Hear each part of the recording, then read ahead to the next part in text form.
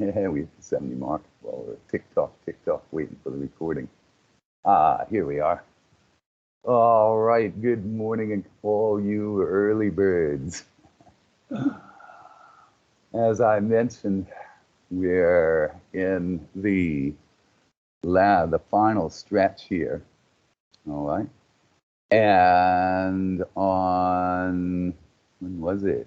The other short session, we talked about some details about the final exam and the final exam review. We'll talk about that again in our short session this afternoon. But let's just take a quick look at how things are working in the closing weeks of our class here. All right. And yeah, just to make sure that everyone is fully informed about how we can close out our project here. All right.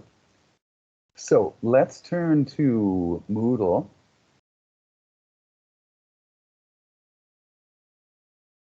There we go. All right. I'm going to back up here to the main one. All right, because there's two things that we need to be concerned about now. All right. We've got assignment details and submission links, what we need to be concerned about, and exam resources, because we're shifting our focus away from the assignment because we've covered that part, and we need to think about the final exam. Down at the bottom of our topics by week document, right, there is a quick summary of the assessment for our class. All right. And base system, that seems like such a long time ago now. All right. But the assignment is due week 14. You can look at the assignment submission links and we'll get the exact date. And the final exam is pretty much 50-50 between the assignment and the final exam for your overall mark in this class. All right. So let's just check first right here. All right. Assignment details and submission links. Base system video, again, so long ago. All right. The final report, 21 December. All right. Assignment due date,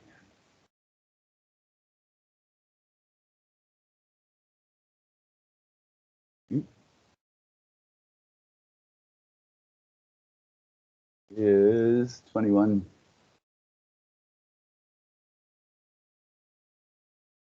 December. Let's put that R there and see if it comes out bold this time.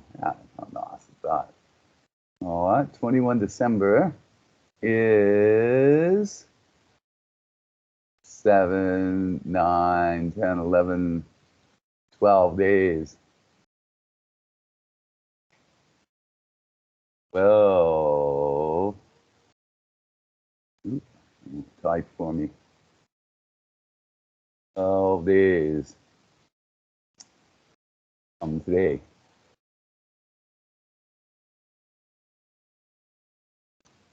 All right. It's here. I'll mention it in a minute. Don't to submit the year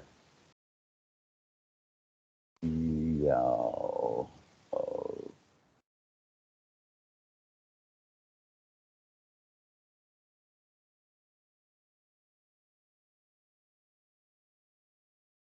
right?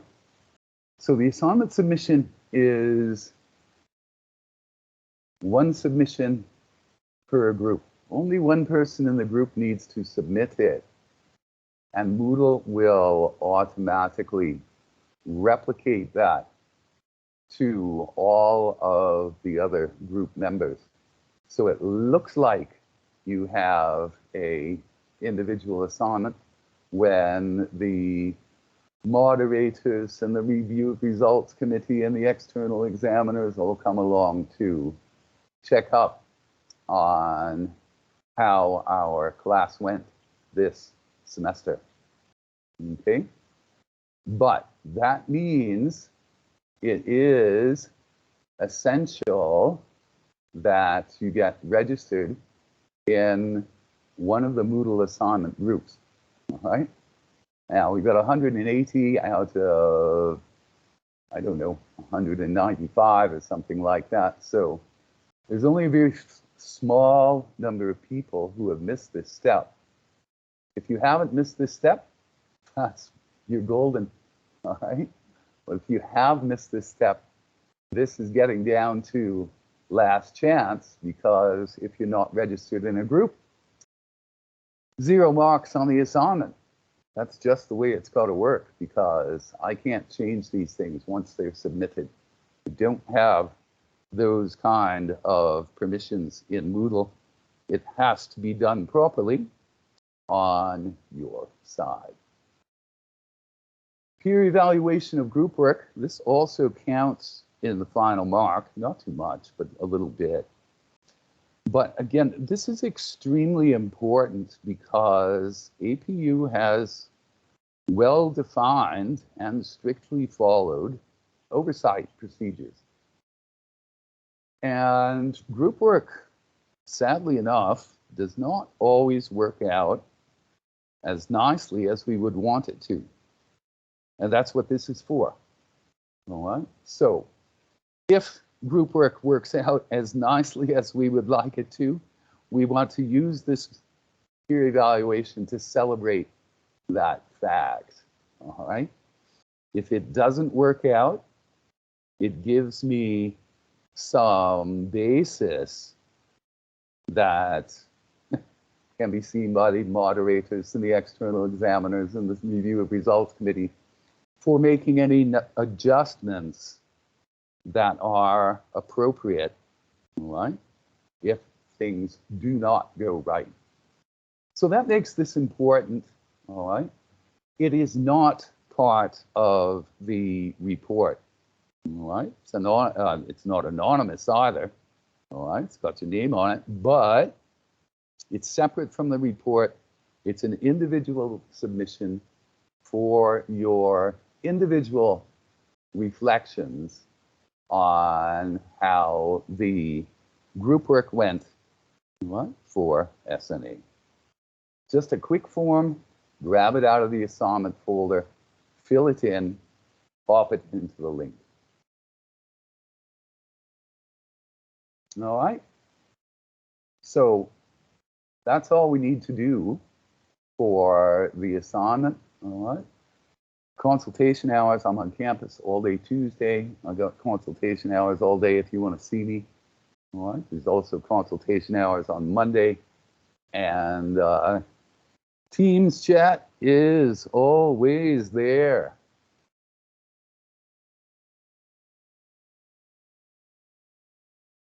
Okay. So that's the assignment. All right. Now for the exam, where we want to shift our focus, because that's the other half of the that's the other half of your mark in this class, is the exam. And that's why we got the exam resources tab there. All right, let's take a look at that one. On mine, if you look closely, you can see that there's a tab for the final exam itself, but that's hidden away for a while. All right, and I'm going to back this off a little bit on the magnification here. Looks proper. There we go. All right, So this box here, let's skip that just for a second. Let's focus on this right here. Final exam, 17th January. Now, it's meant 17th of January. Hold on a second here.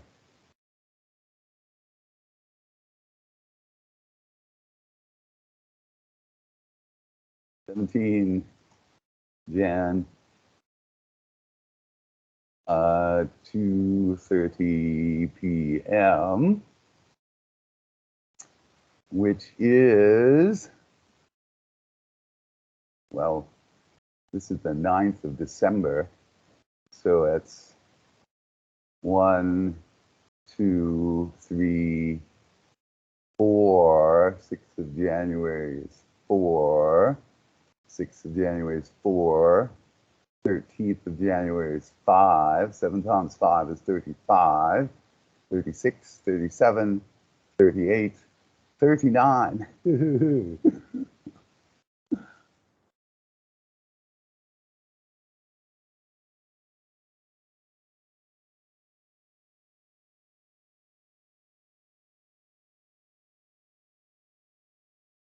Now, 39 days is quite a large number, all right? Which means that there's not really much point of us trying to do final exam review here, all right? Because it's still going to be a month away, a month after our last class session, all right? And so the exam resources are organized to make this a little bit more practical. You don't want to have to go back and look through all of PowerPoints and things like that, right, in another month or so. But in another month or so, you are going to be very interested in the idea of what's on the exam and how do you get ready to get a great mark on it. All right, so that our exam review materials are organized for that. All right. This is a relatively minor point. We'll come back to this one in a minute, the safe exam browser thing. All right. The exam itself, all right, the learning outcomes, this is formal thing that we have to put in to Malaysian Qualifications Agency when we get the class approved, all right? And so we set up, when this class was approved, it was long, long before the days that we're in now of online exams, all right? So it looks like this one is set up for a paper exam. But since it's done that way, our actual online exam is going to follow the same plan, all right? So on a paper exam, you would expect to see question 1, and if it was one question, there would be an A, B, C like that underneath it, all right? Same thing for our electronic exam, except they're going to be called sections. So section 1 is going to be focused on the role and operation of the software components, mostly operating system things, all right? Section 2 on configuration. Section 3 on policies and administration, which is the topic that we have remaining that we need to cover this morning. All right, so I'm not spending a lot of time on this. We're just doing a brief overview here. All right, and we've got this afternoon and Monday and next week, Thursday, to to cover any outstanding things. And so that's where we'll take a closer look at the actual content on the exam. All right. Also, we'll take a look at Safe Exam Browser, how to get this ready for the exam. right? What it is and how it works. And again, we'll look at all of this in our short sessions because today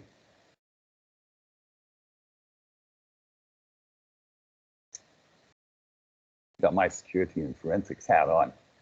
Sun's shining in a little bit. Actually, that SF is the San Francisco Pirates. In case you're a baseball fan, you knew that. But what we need to do today, we need to get that last piece of the puzzle covered, all right, on policies and administration. Some of it we've talked about before. Some of it seems like, you know, real common sense, right? But there's a little bit that is new, all right? And so that's really what we need to focus on today, all right? Any questions on this so far?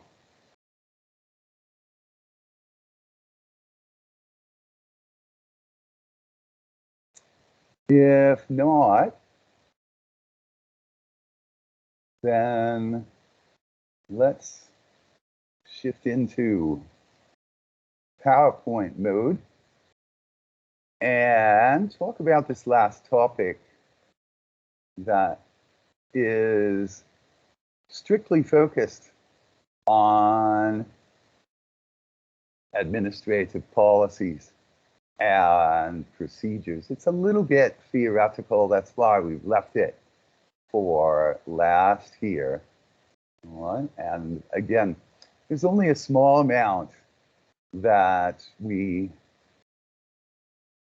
want to introduce, and that's that kind of the first one up here. You can see the rest of this is, I think you'll find some of it just seems like common sense, all right? And other parts of it we have discussed more in practice, all right, than in theory, but again, we'll consider it as a theoretical topic here. Get my magnifier, moving up. Okay. And moving away out of the picture. You can go away too. There we go. All right. So system administration is as much about technology as it is about user behavior. It's 50-50. We're providing a service to people. This is a concept that we've talked about a lot, all right? And the idea of all of the time and effort that it takes to get these services up and keep them running in our dynamic environment, right? Constant monitoring, rapid response to problems. Now, just like we have the ISO reference model for our protocols, ISO, in their collective wisdom, defined the Open Systems Interconnect Network Management model. All right. This was one that came after. I guess they got some momentum going when they were doing the ISO 7-layer protocol model and kept right on charging through to develop the network management model. And the way we usually talk about this is FCAPS, all right? The diagram here is more conceptual and it's nicer, but you have to look a little bit closely to make sense out of this. Fault, configuration, accounting, performance, and security. All right? I don't know why they liked it that way. They could have done, never mind, you don't need to. Think about what possible acronyms there might be. It's too early to play word games like Scrabble and Boggle, all right? But we call this the FCAPS model, right? And it covers these 5 areas. that we need to attend to when we have our system and network administration hat on. All right. So just brief review here. And again, this is I think the new one that we haven't talked about before. All right, because it is so big picture. Detect faults, abnormal operation of the network, and guess what? Debugging, isolate the cause, and correct the problem. So we have talked a lot about that in practice and gotten a lot of practice with it. So that's the F. C, configuration management. All right. Our network architecture, our network policies. All right. The policy overlaps a little bit. We're going to talk a bit, rather more about policy a little bit later today. All right. But the network architecture, again, it's something that we're familiar with. The TinyNet has a specific network architecture that you need to be familiar with for the final exam. Right? The questions about that network architecture are mostly going to show up in section 2 on the exam. All right. Our, what do I want to say? A subnetting scheme. Our naming conventions. All right. Our DNS, DHCP, all right. Permissions on our startup scripts. All right. All of this comes into the network architecture and the network policy. All right. So that's the C in FCAPS, configuration management. Knowing how all of these parts fit together for the system that we're working on.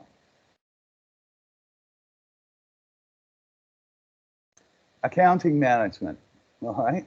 Now, this one went way out of style for a while, all right? You gotta remember that way back in the day, in the 1980s, when the FCAPS model was being put together in the committees in the ISO, these guys were all in mainframe environments. It was before we had PCs and desktops and laptops and things like that. There was a mainframe and there was a workstation. The difference was the mainframe was the size of a room and the workstation was the size of a desk. But that all changed back in the, I mean, it went totally out of style for a while to think about accounting management. And then it all came blasting back with the cloud. All right, you can get into our AWS programs where you look around at AWS and Google and what's it called, Azure, Microsoft Cloud.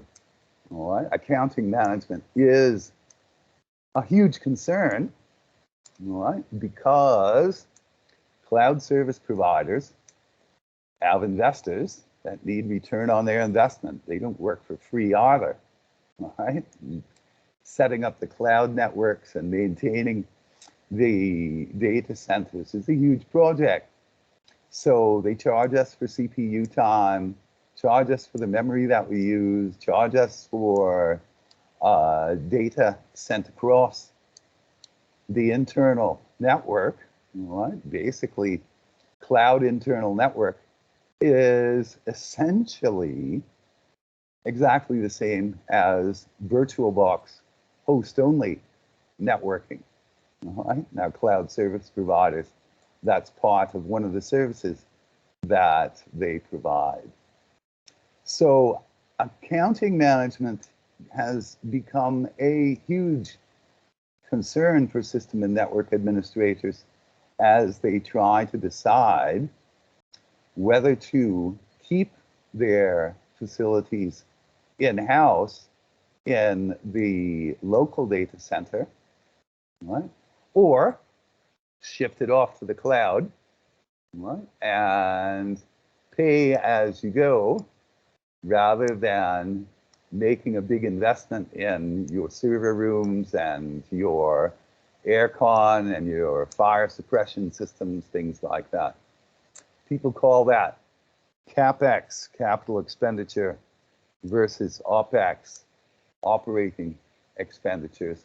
And again, those are accounting terms, right, that system and network administrators need to be aware of, right? So it's awareness of this point that we're after, right, in the context of our SNA class. Performance management, all right, again, we don't think too much about this in a TinyNet situation, except when we're here in class and we're wondering if we're getting value for money from our internet service provider, right? When our connection seems to be intermittent or the bandwidth slows down and the sound gets all choppy, all right? Performance management, we need to have tools to monitor the performance of our servers, the performance of our networks, all right? And again, sometimes that goes to negotiation with service providers, like our internet service provider, right? And what they call service level agreements, right? And again, awareness here, this is an issue that we don't get experience with in TinyNet environment, but it's one that we need to be aware of in the big picture.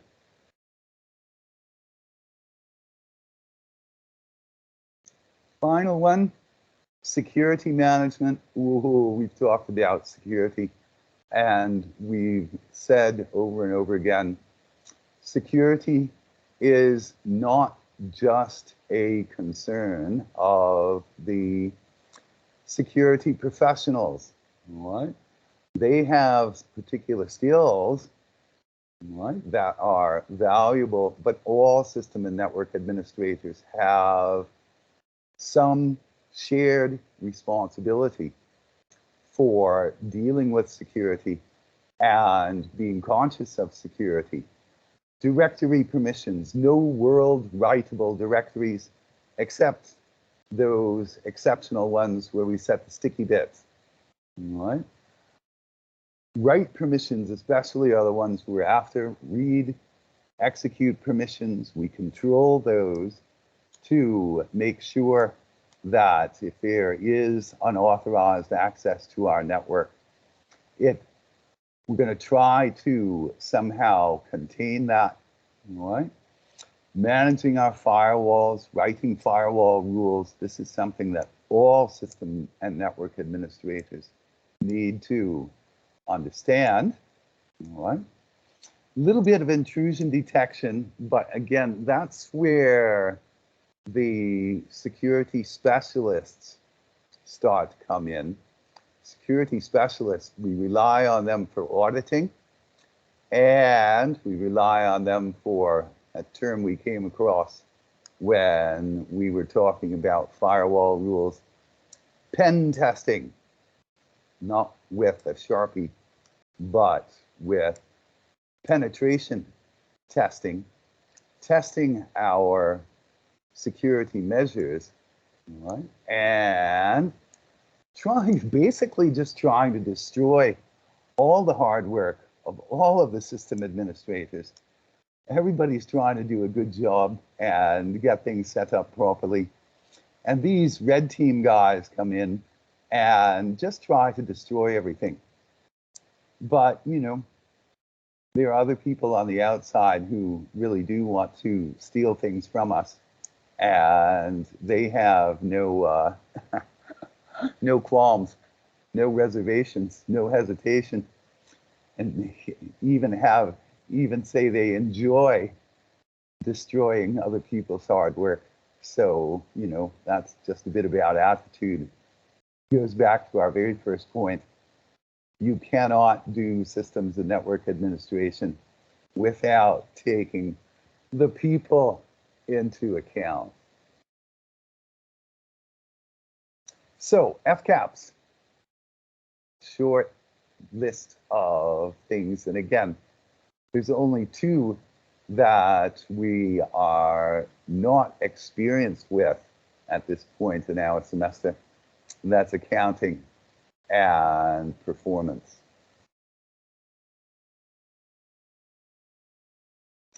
Okay, so that's the new topic, 907. Let's go on one more here.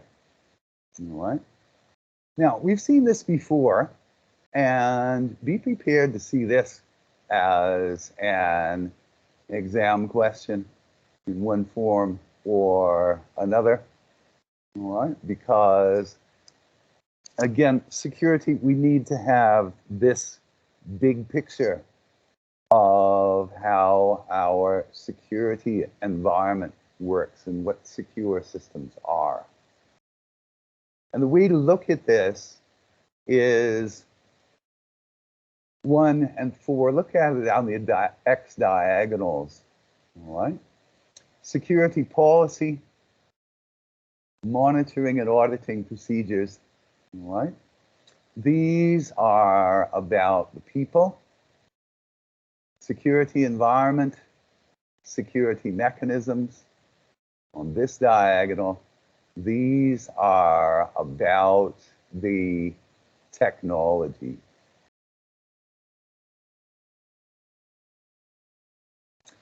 This concept of layered security, right? Again, I think it makes, I don't see that there's a conceptual problem here. It should make intuitive sense, all right? Just looking around wherever we are, all right? Think about, well, APU campus, perimeter controls, you got the gates and the guards, all right? Building controls, locked doors, cameras, show your badge to get into certain areas in the building, all right? And again, layers of security. Once you get past the fences and the security guards, then there's the cameras around, and you can go into some places and not into others. How do you unlock those doors? Right? We've got various kinds of technology to take care of that. All right? And again, the logical controls that we apply inside our systems, the technical controls, right? Unique user IDs, obviously username, password, the standard way to get in, but we know that there are other ways, including digital certificates, for example, right? Again, one thing that we talked about in practice, putting it into its place in the big picture here. Access controls, file permissions, ACLs. What's an ACL? Right. Firewall rules. ACL is firewall rules. Access control list. That's the formal name for our set of firewall rules, the access control list.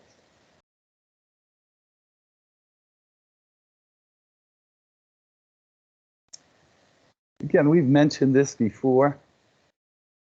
Make it explicit that it's important for our final exam, all right? More security equals less convenience, all right?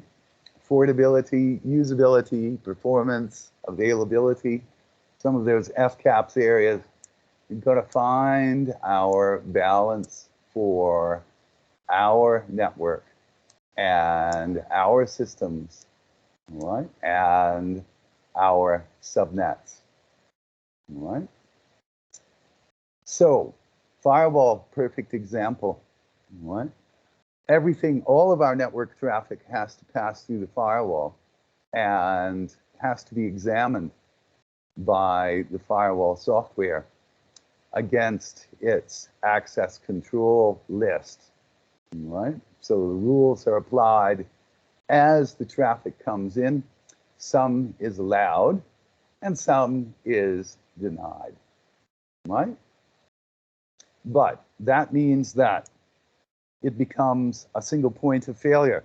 If the firewall goes away, right? Something happens, something goes wrong with it, then quality of service comes down and people complain, right? You think back a few weeks ago when we had this session that day when there was a problem with the network at APU. And I remember it clearly that I was online as much as I was kicked off the network.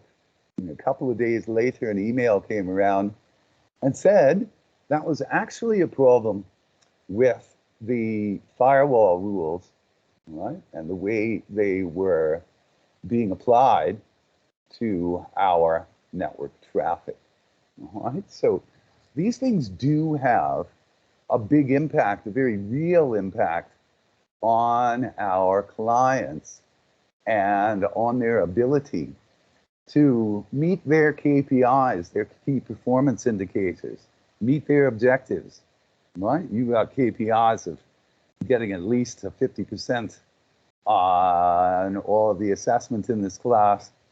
We use our lecture and lab sessions to achieve that goal, right? And when the network fails, it has a huge impact on our ability to achieve our KPIs.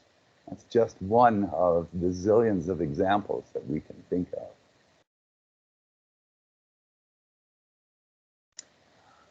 Sudo. This is one I want to put it here and make sure everybody understands this, because not everybody is going to be doing the sudo enhancement, all right? But this again comes a little bit to a system administration philosophy, all right? So some distributions, Ubuntu being the most notorious, all right, do not enable the root user account, all right? MyTinyNet at exactly the other extreme, we advertise the root password and account name on the main screen, all right? Because that helps us achieve our KPIs. Lots of people consider that very bad, all right? And sudo is the way that it's handled in Linux, right? All versions of Linux. In Windows, it has exactly the same thing, all right? Windows handles it though with, if I come over here and I right-click here, Windows handles it with run as administrator. It's got a different name. Internally, it works a little bit different because it's tied to the Windows registry, but it is exactly the same. It does exactly the same thing, serves exactly the same purpose, and mostly works in exactly the same way. Right? In Windows, if I want to be able to see this little shield icon here with the run as administrator option, all right, I have to be a member, of the administrators group, all right? Same thing with sudo. right? We register certain people in a certain group and give that group permissions to do certain things, right?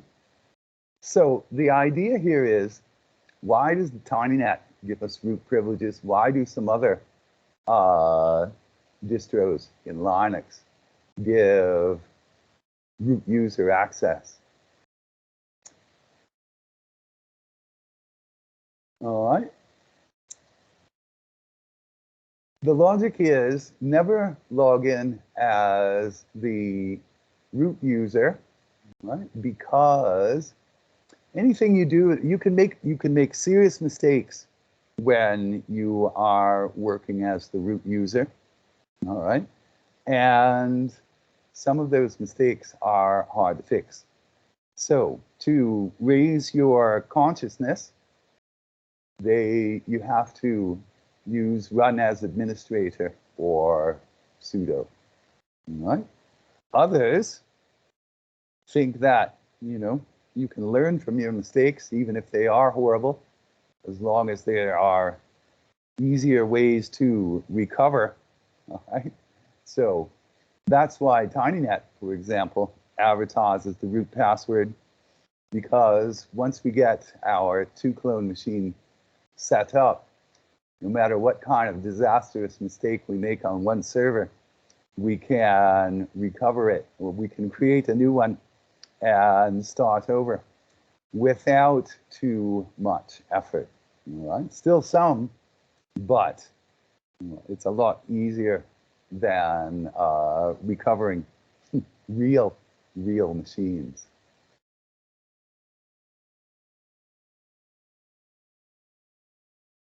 And that goes to the idea of a policy.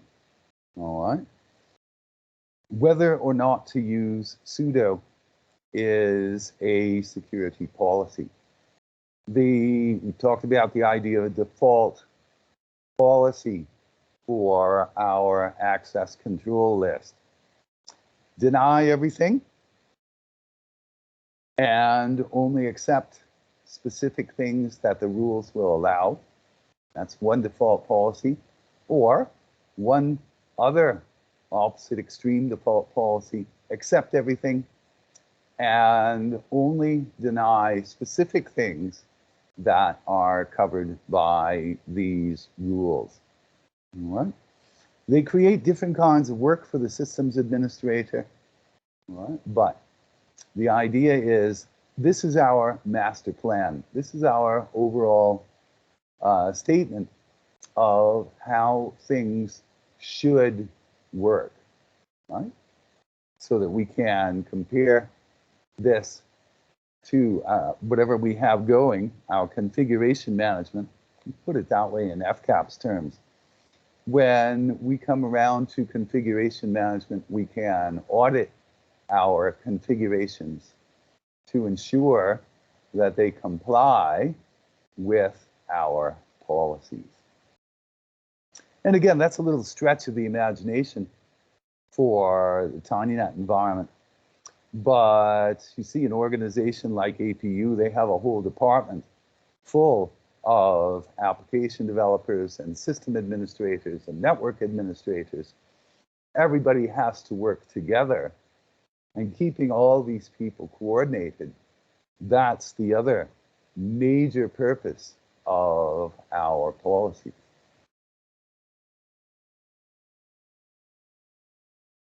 So this relates back to that first one where I said, look at it down the diagonal here, the security policy and the monitoring and auditing procedures. All right? These are the formal definitions. All right? And again, expect this sort of thing to be in section 3 on the exam. Security policy defines security policy applies to Security mechanisms are implement aspects of the security policy, and their effectiveness must be monitored. So monitoring and auditing and the policies itself, they are closely related. They need to work together, right, to address those 5 FCAPS areas. Security policy, though, is the one that we just kind of focus on specifically. So that should not say, well, it should say security policy, but also security mechanism, strict control over access to system configuration files. That's the policy.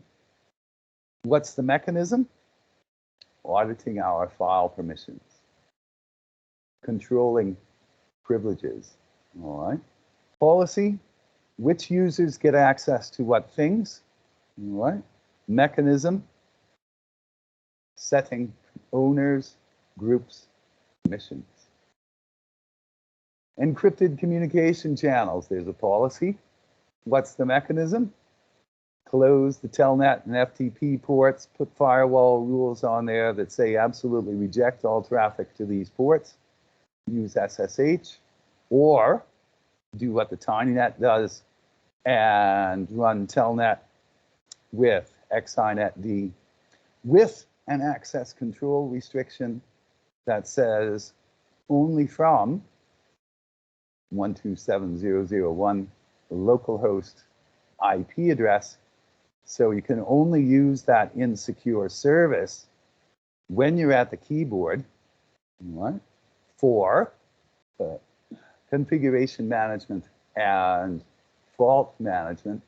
That's the way we used it when we were sending email to our account, right, to get the Dovecot configuration straightened out.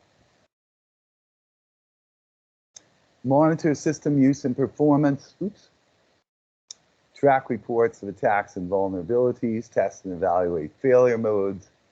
All right, again, policies that tell people how they should be doing their jobs, what they should be doing, and setting out their KPIs.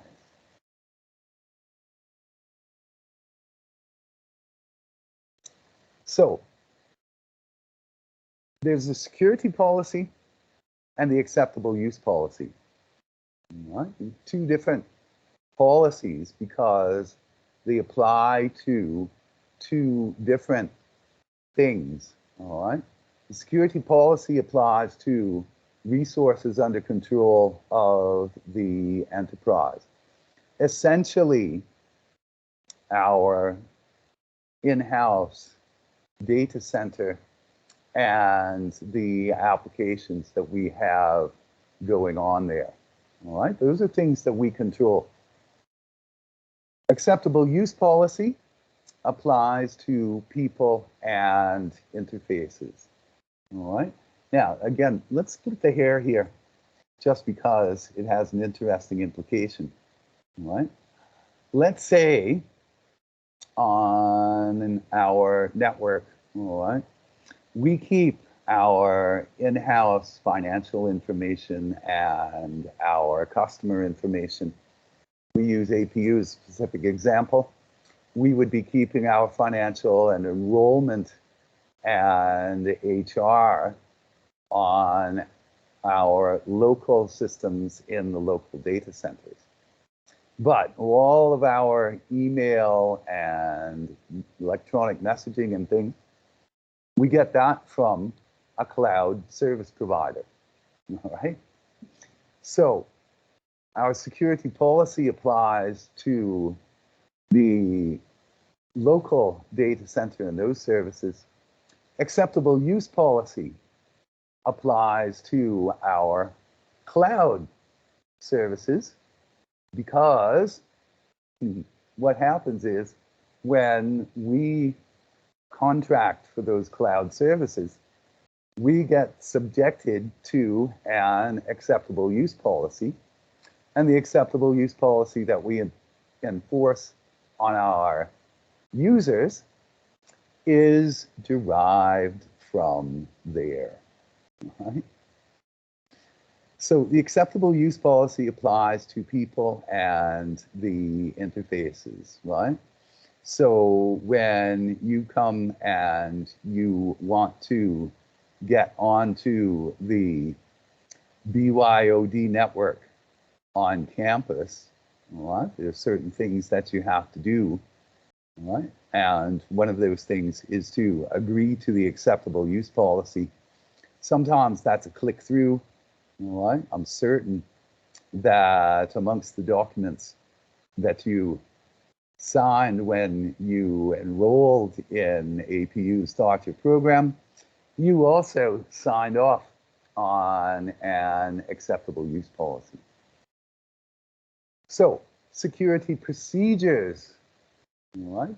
Again, things people do, telling people how to do things right and what are things that are not permitted, okay? Security procedures, implement the acceptable use policy, and compliance must be monitored.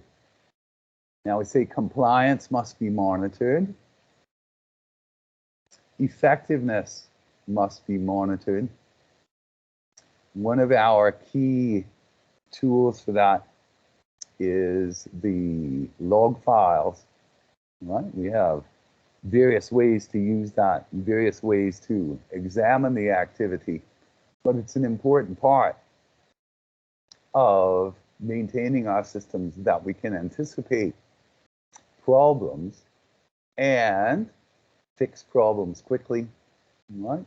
Non-compliance with acceptable use policy is a problem that we would need to respond to.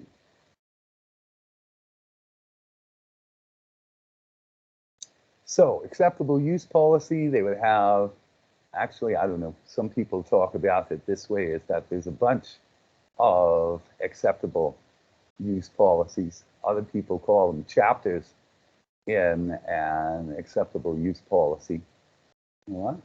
But we need to define these things so that people know what is acceptable and what is not. And again, the bigger the organization, the more important these policies become. Small organizations can get by with things that are very informal. The larger the organization, the more important it is to have these documents formally written out, published, and actually give people orientation and training, right, on these policies.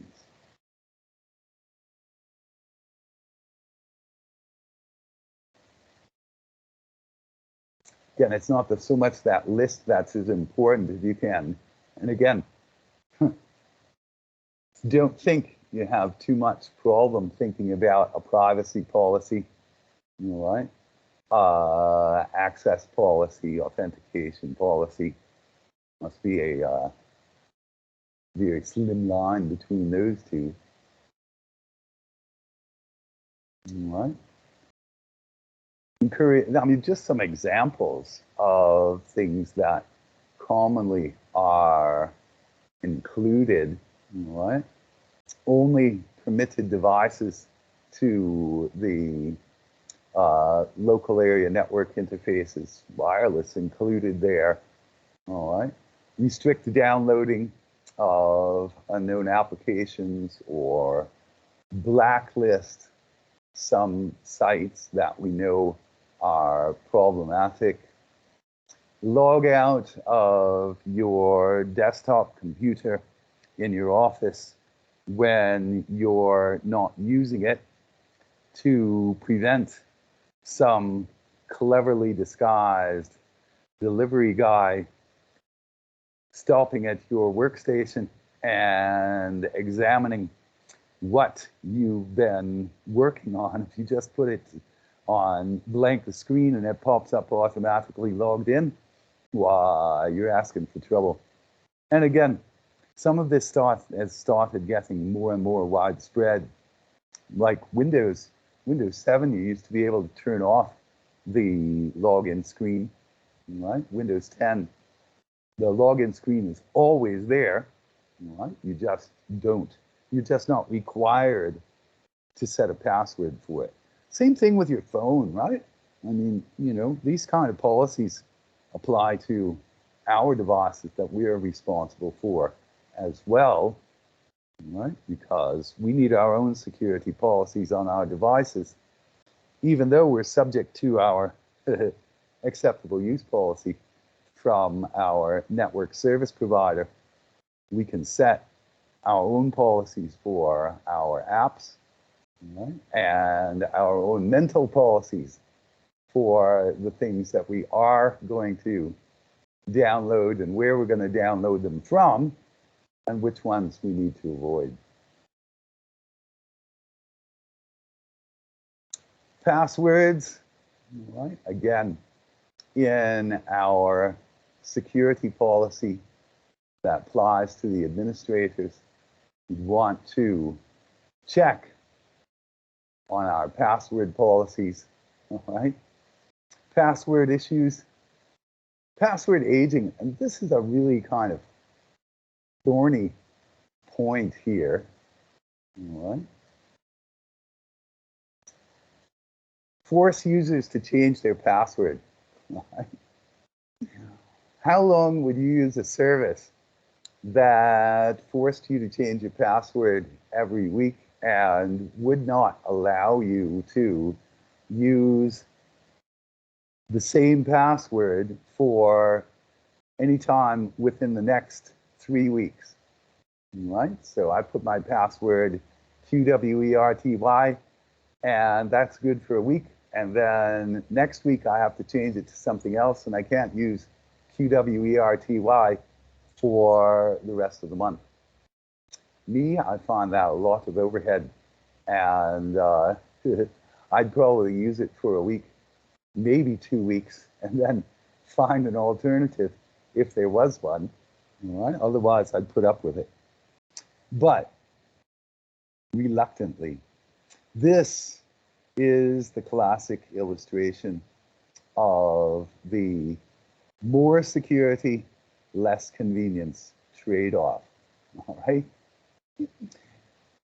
Stronger passwords, strong passwords and changing passwords often keeps people from guessing your password and gaining access to your account. All right? Security, that's good. All right? But if you force people to change their passwords too often, they write it down and put it on a Post-it, and some people, totally not aware of security policies, just put that Post-it on the side of their monitor. Other people, more aware of security policies and implications, they take that Post-it and open a drawer on their desk and stick it to the bottom of the drawer and shove it back in. Right? But security by obscurity, not really an answer. But also people will tend to do things in particular patterns. All right. So if my password is QWERT12345, then next week I'll change it to 12345 QWERT. And the next week I'll change it to QWE123. You know, you can see where I'm going here. All right. They use a consistent pattern, all right, which is again all too simple to guess. So big trade-offs there. Depends on policy, depends on the mechanisms that we want to force on our people through the acceptable use policy.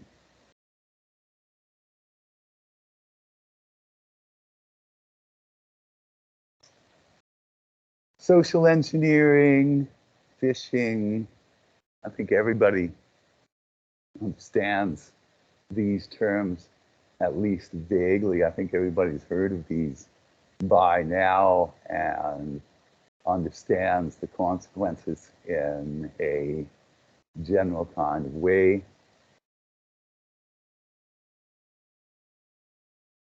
User education, clearly stated policy on disclosing information over the phone, all right? Security policy goes a bit beyond just the technical aspects. Again, we can never leave the people out when we talk about system and network administration. All right, so bottom line, implementing acceptable use policy is essentially a management issue since it applies to people and interfaces. Security mechanisms implement the security policy, making it implementation more of a technical issue, all right?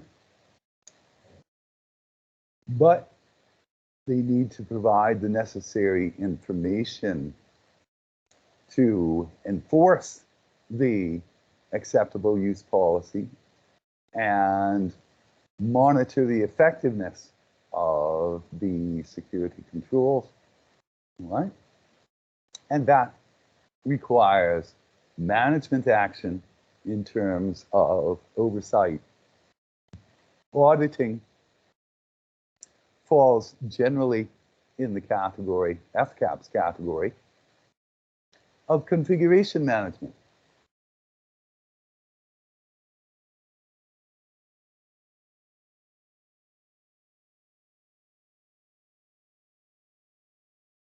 Let's take a little break.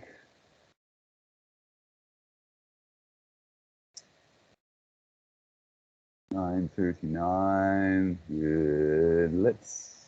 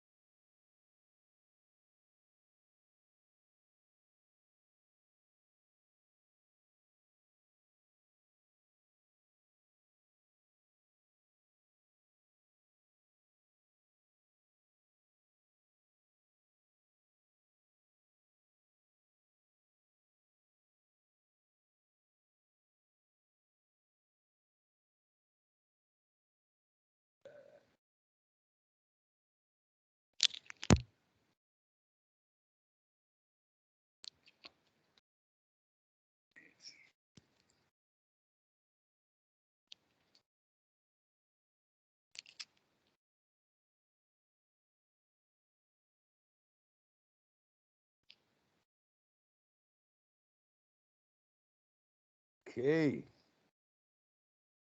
So you might say, now it's not a whole section on the exam and one lecture, but it is really a thing that what we're doing here.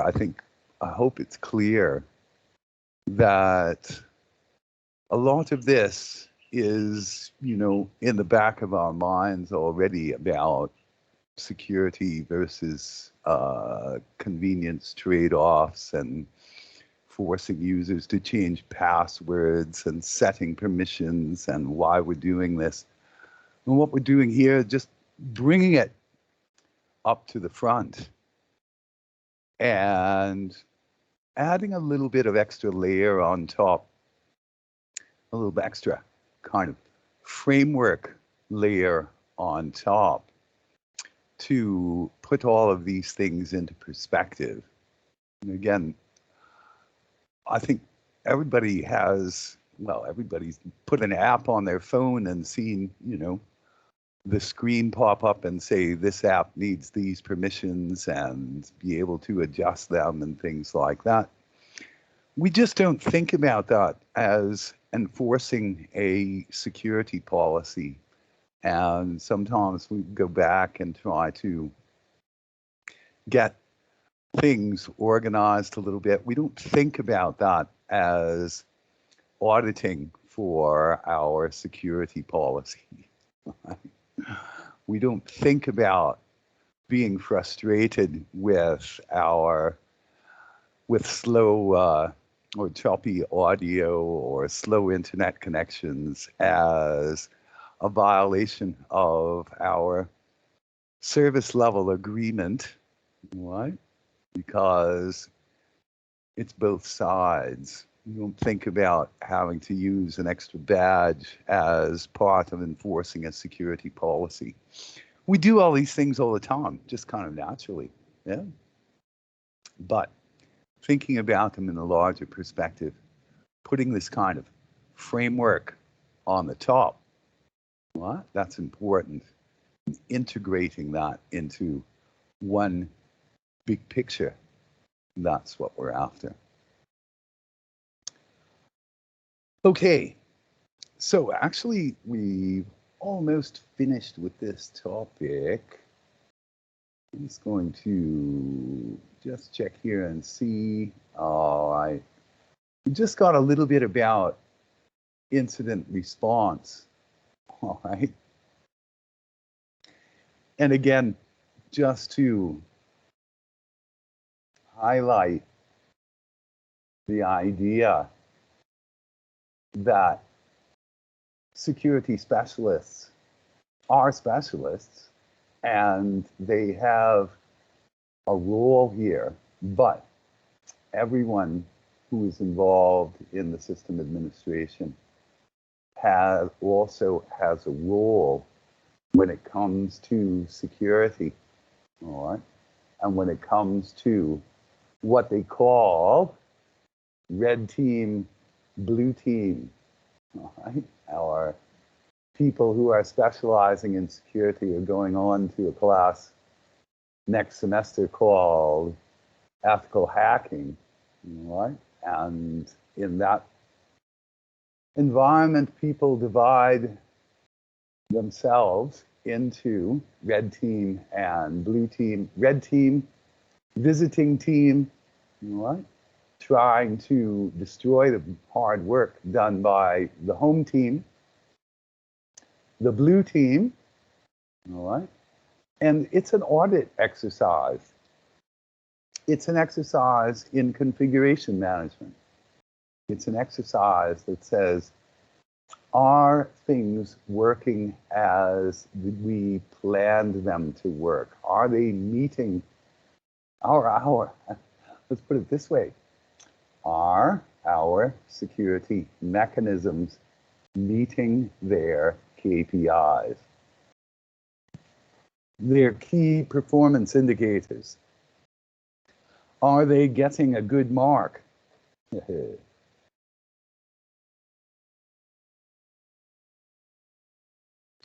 That's one way. And again, we have to think about All right. The people, misuse, breaches from the outside. That's a red team, blue team thing. But malicious activity inside the network, all right, is another one. We call this insider threats. And again, part of our group here is actually specializing in forensics. All right. And the forensics people have another particular role in this whole environment. They're specialists in the step 2 here on this slide, investigation. What happened? How did it happen? Building a story about how it happened and looking forward, making recommendations about what to do better next time. All right? That's the role of the forensic specialist. And, you know, we think of them, I think quite rightfully, as a subspecialism inside security specialist, all right? Because our security specialists need to be very up to date in terms of what is the best thing to do in terms of immediate action and restoration of the resources. The forensics people are focused on the before and the after. Our security specialists and our system, the role of our security specialists. Let me put this in the chat because I don't seem to be saying it as nicely as I'd like to. The role of our security lists is to guide the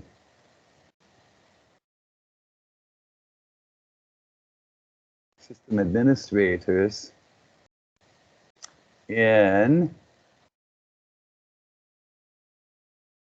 immediate action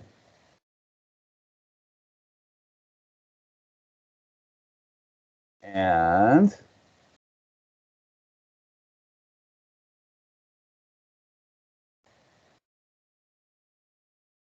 restoration of services. That's not spelled right. There we go. The role of our forensics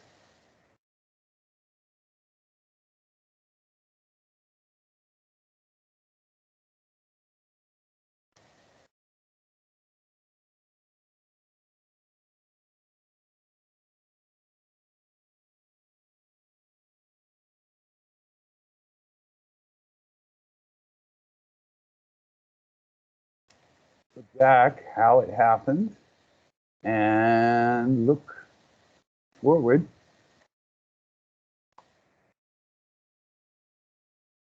How do we prevent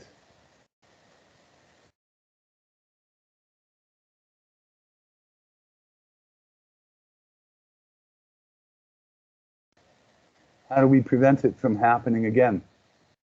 All right. And again, everybody needs to work together as part of the team when it comes to incident response. All right. And the forensic, I'll just say this, specialists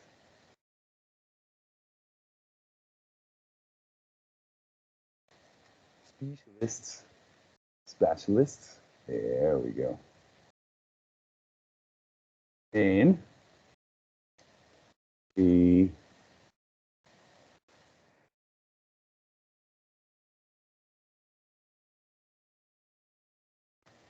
for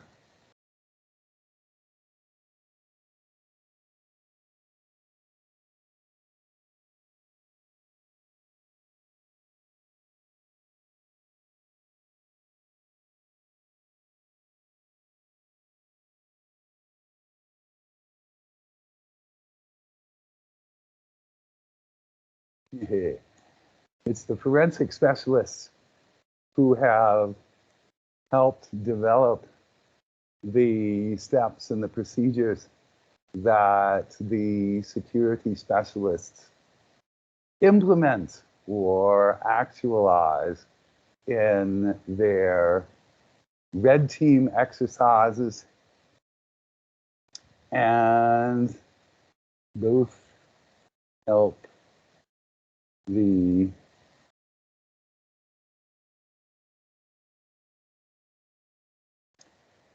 sysadmins, the blue team,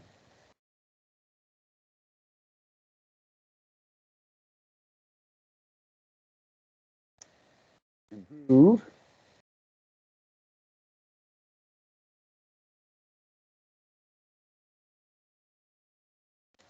system operations.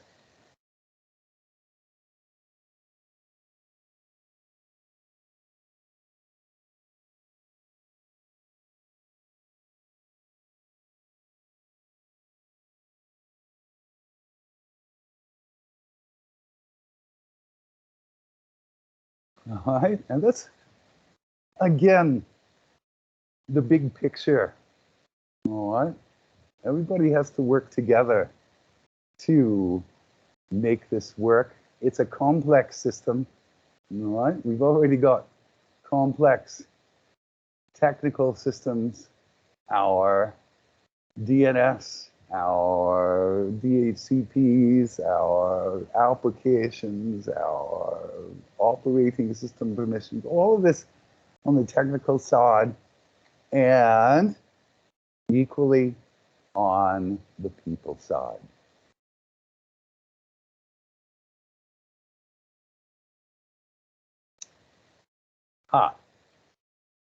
Here's a last question to think about. Again, for the final exam, all right? Somebody has a weak password, all right, that caused, and because they had a weak password, some threat actor came in and grabbed a database of credit card numbers. Who gets fired? The person who had a weak password, the system administrator who allowed the user to have a weak password. Oh, let's put a possibility 3 on the list here. Or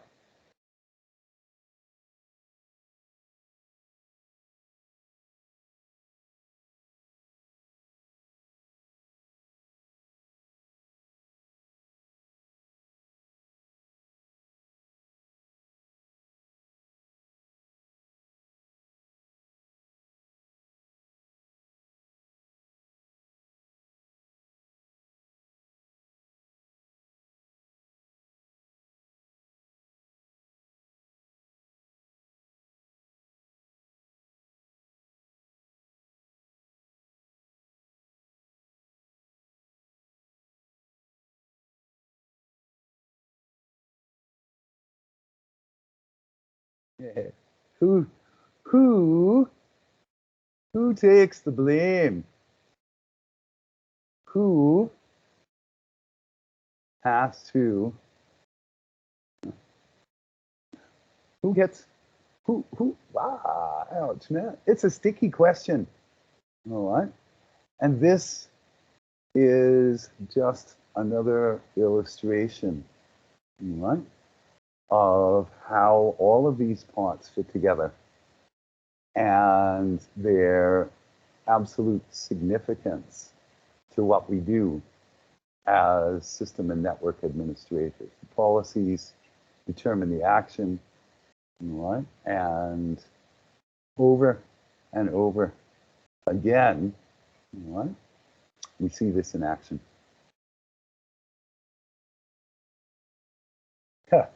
So we've got one vote. we've got three votes. Three votes for the manager. Off with his head. All right. But now it's not. There are cases. We look around. We can. We got one vote for both. Some people would say all three. All right. But everybody, this is again, it's about cooperation. It's about making sure that everybody is playing their part. And what one person does affects other people. And so there we have it. Nothing new there, right? But just putting it into our frame to see how it fits. Okay, so that, I think, covers that topic for us for today. Okay, I'll fix that. Right. Well, and there is, as I say, this, it can be two. It could be all three, because we could say user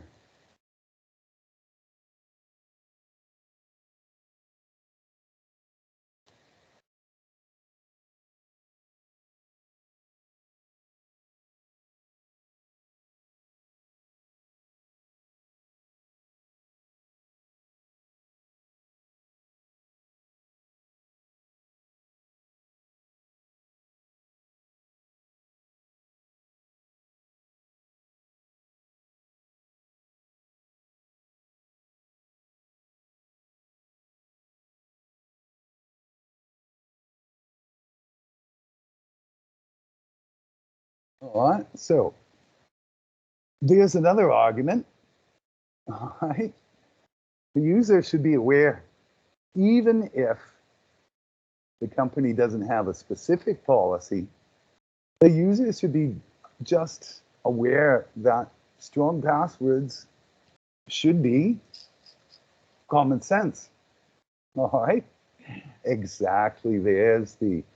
There is kind of the bottom line. It's a shared responsibility all the way up and down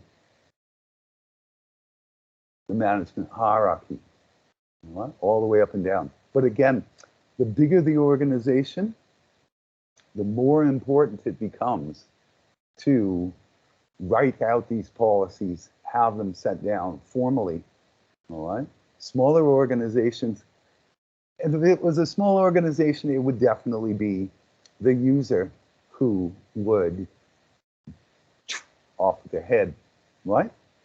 Biggest organization, like I don't know, Maybank, a Cellcom, all right? The manager should have taken care of that, should have been monitoring it, should have been enforced. But again, the concept needs to be front and center in our minds when we're faced with these kinds of questions in this kind of an environment. So there's no 100% correct answer, you know, this is not arithmetic.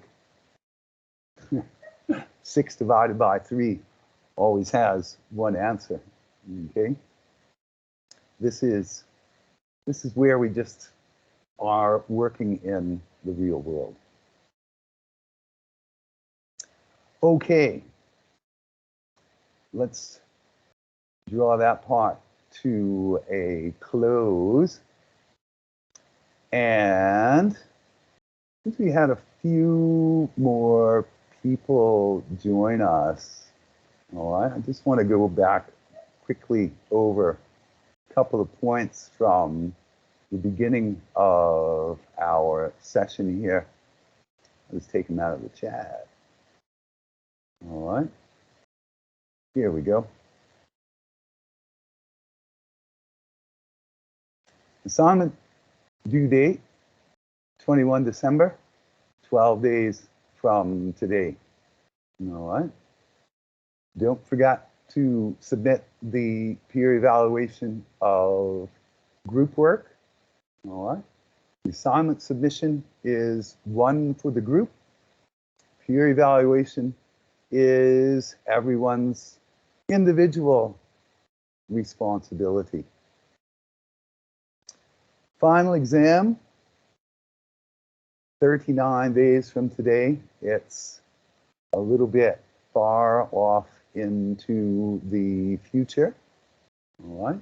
We're going to take a detailed look at the exam review tab on Moodle this afternoon. All right. So if you missed that on Monday or you want to see it again, there's plenty of room in a Teams meeting. You can just join us up this afternoon. All right. Now, there's one more thing about this.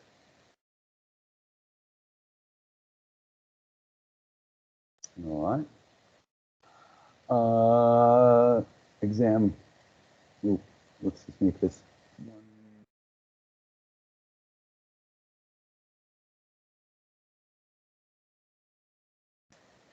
All right. Let me put this magnifier down. One thing. All right. Let's do this. Attendance for lecture next week. This.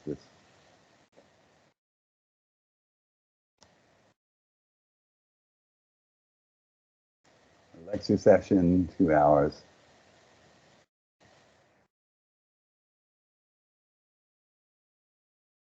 Will be done from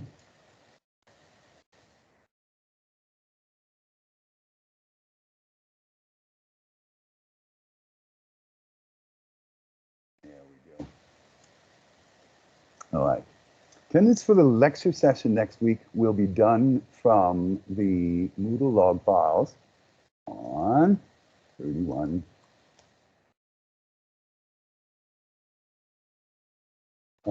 For present,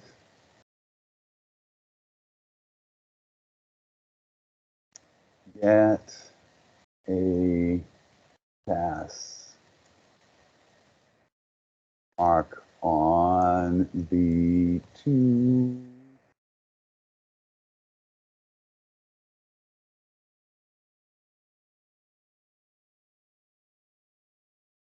quick quizzes on Moodle at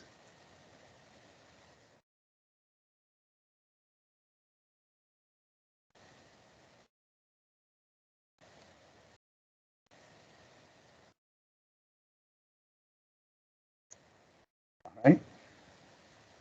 So this one more thing is giving you a little bit more time now that it is in the crunch time and our exam is a little bit far away from our last session. Okay. Now, we'll talk about the details of this afternoon, but just to illustrate exactly what I'm saying here, all right, is that the final exam will require some special software called Safe Exam Browser. All right? And again, we'll talk about this in detail this afternoon. All right? The quick quizzes are here. These are for exam review. And as you can see here, there are 2 that require SEB. So here's the thing. You need to get Safe Exam Browser, SEB, downloaded, installed, and tested before the exam, right? And that's what this is about, all right? You have until the 30th of December to do that, all right? That means that first, you got your software properly installed. Second, it's working. Third, you're done some review for the final exam. All right? So it takes a little pressure off, gives you a little bit of flexibility, but keeps us on track. I don't want to spend any time on this afternoon. We got this afternoon and next week to clean up any little details. We'll take a look at it this afternoon. We'll talk about SEB. If you want to we talked about this already on Monday with one group. We'll talk about it this afternoon with the other group. All right. Anything else? Any other leftover details or concerns? We've got another next week to take care of that as well. It's got marks, but you know, it's also got review options that make it really easy to get a passing mark. All right. So it actually is very effective for exam review. Surprisingly effective for exam review, in my opinion.